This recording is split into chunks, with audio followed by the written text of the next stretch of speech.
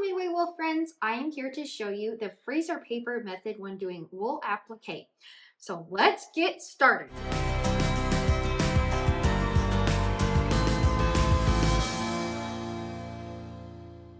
We are going to do this cute little sunflower right here. So first you're going to take your freezer paper and you're going to place it over your template. Now, the cool thing about freezer paper is that you don't have to do your images in reverse.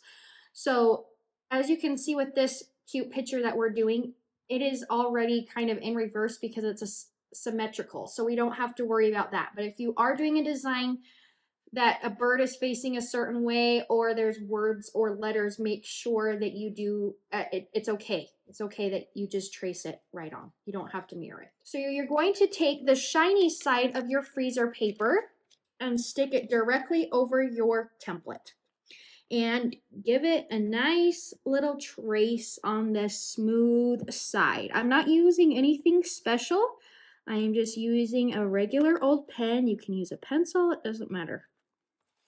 So I'm just going to give this a nice little trace. Okay, now that my shapes are all traced onto my freezer paper, I need to get my scissors out. And when you're doing freezer paper, I'm going to not cut directly out on the line. I'm just going to leave a little bit of space between each of my shapes here. Here are my nice shapes. Now I'm going to look at my pattern and it looks like I need the green stem and leaf to go on that. I'm going to place it shiny side down. I'm putting it in the very corner to maximize the space of my wool because I want to make sure I have lots of scraps left over for another project that I'm going to do. Now that I have looked at my picture and put on the corresponding wool piece that the shape goes on, I'm going to take my iron and press it down and hold it for a second. Wool does stretch, so you don't want to move your iron too much because it will stretch. So just pressing it up and down is a good way to go on that. Okay, now that I feel like it's pressed on there good with my nice hot iron, I am going to cut directly out on the line. Now, when you're doing cutting wool, you need to make sure that you have very, very sharp scissors so it just glides through it like butter. And it will keep your, like the tips of your sunflower really sharp and clean. And as my favorite word, it won't snaggle on the wool. Another really awesome thing about freezer paper is you can use these templates over and over again because they do not have that sticky adhesive stuff that Heat and Bond does. It does have a slight stick to it, and when I mean slight, I mean very, very, very little. It's just there to make sure I can cut out my shapes, but it doesn't leave like a sticky residue or anything on my wool.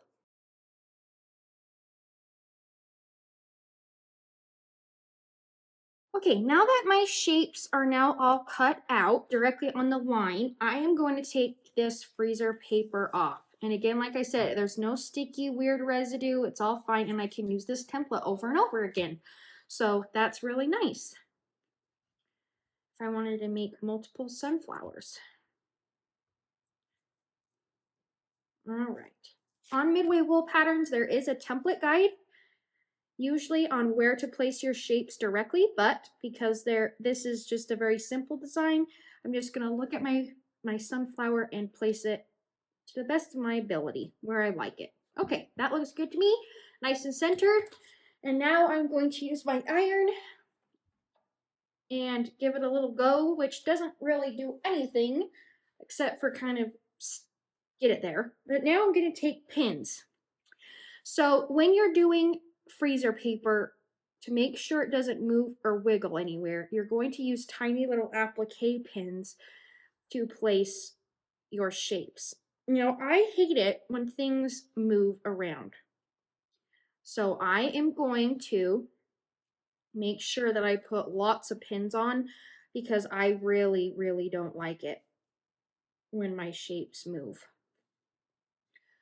So after you have all these pins on the way that you desire them to be, it is now ready to be stitched. And how fun is that?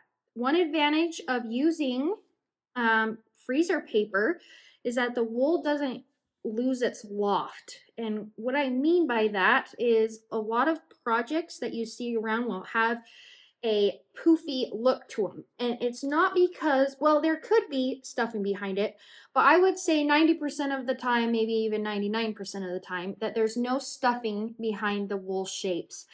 So because there's no fusible behind these shapes, when you tack them down with a blanket stitch right here, or if you do a whip stitch, it's only tacked down on the edges. So there's nothing holding the center of these leaves or the stems to the wool. So it gives it a nice puckered loft look. So if you're looking to have your shapes have more loft and dimension to them, then definitely use the freezer paper method. And happy stitching!